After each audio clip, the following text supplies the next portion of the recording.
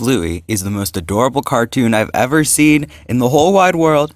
Bluey is a lovely preschool show loved by both kids and adults alike, as it's a great show to heal your inner child with or to relive really nostalgic parts of your childhood that you haven't experienced in a while. But it's not even just cute, it is well constructed. This show opens a lot of doors to talk about a variety of topics regarding parenting and childhood, intentionally and sometimes unintentionally. What do I mean by that? How can such a stellar show introduce certain themes accidentally? Well, I am referring to Bingo. It's clear that Bingo was intentionally written to be very shy, a little sister archetype who isn't as confident as her counterpart Bluey. But what the writers didn't know about Bingo is that she immediately signaled the neurodivergent character alert that's in my brain at all times. I saw so much of myself as a child in Bingo through the lens of my experience as an autistic person, and now I'm going to talk about it. Just a quick note, I am not saying Bingo is definitely autistic. For as broad as the autism spectrum is, the development of neurotypical children is just as varied and complex. This is more related to my experience as an autistic person than it is to Bingo demonstrating DSM-5 criteria.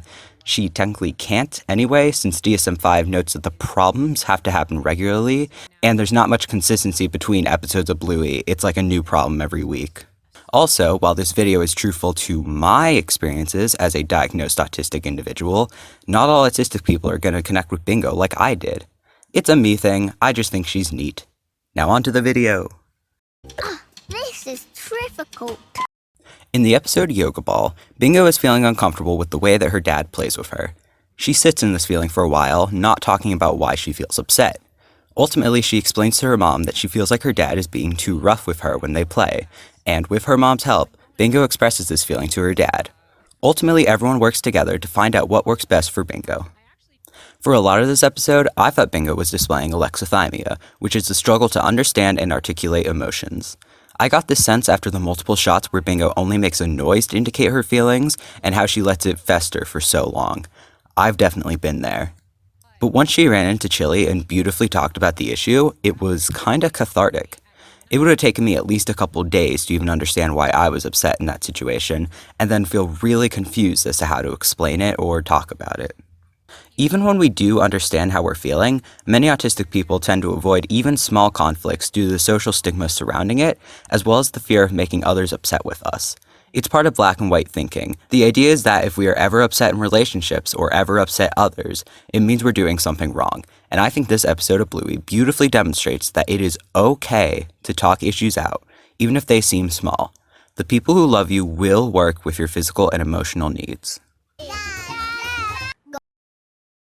In this episode, Bluey and Bingo's dad is running late to get each of them to preschool and school. There are a lot of little setbacks until finally Bingo is dropped off at preschool. Bandit is about to rush out to get Bluey to school until Bingo asks him to do the wind-up game, where her dad winds her up like a toy monkey, because she would struggle to start school without it. He does, causing Bluey to be late for school, and then the two wonder what would have happened if Bingo hadn't done the wind-up game. Bingo's request to play the wind-up game seems indicative of needing help with transitions. Transitions are the daily shifts in tasks and environment everyone faces, from home to school or work, from playing to doing homework, from being alone to visiting with friends, etc.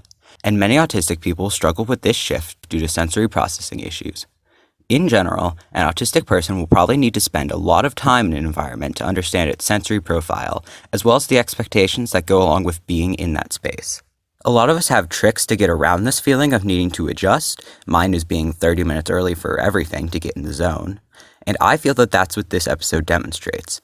Bingo definitely could walk in the room by herself, but it's too daunting for her. Whereas with the wind-up, she's already in the new situation by the time she stopped walking. It helps her feel better. I had similar struggles at school and being in a new environment at her age, so it just absolutely messes me up watching this episode. In this episode, Bingo is upset when her dad mistakenly eats her last french fry.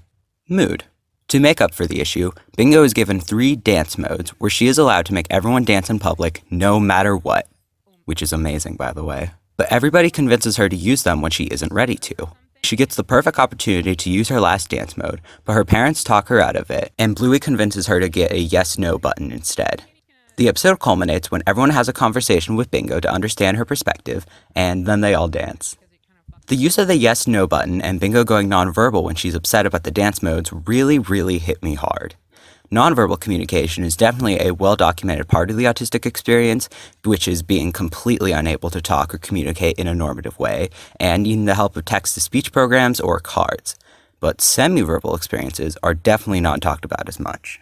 Being semi-verbal means you may be able to speak in a normative way, but it's not always your preferred method of communication, often becoming most prominent in stressful situations where speaking takes too much energy. Sometimes it's just easier to communicate in short bursts or to have another voice talk for you, and it was so touching to see this experience shown in a show like this. But what got me the most is that Bingo still used the yes/no button when she was really excited. She still wasn't fully recovered from being emotionally drained, but still wanted to express how happy she was over finally getting her dance modes. It was fucking adorable. These 3 episodes were the most relatable to my experiences. Now, what can be taken from this? Again, Bingo wasn't intentionally written to be autistic or even autistic coded, but the fact that the writers were still willing to outline her unique struggles shows a great empathy for all children who may learn or experience the world differently. I think it's important that this show is opening up this dialogue to families, as children with feelings similar to Bingo's are very likely to not open up about this. The show's focus on patience and understanding makes it a perfect emotional education tool, and I am so glad that a character like Bingo exists in a preschool show today. Thank you all for clicking and watching, etc. Bingo's definitely the reason why I connected with Bluey the most. Seeing a representation like her just totally rocked me to my core, and I needed to talk about it. Also, thank you for the explosive support on my first video essay. I didn't expect it to be as well received or as popular as it has been, especially in the time frame. It really took off very quickly, and it was surprising. I would be happy with a couple hundred people tuning into my video essays and looking forward to what I do. And with the first one, there was many thousand, and I'm extremely grateful.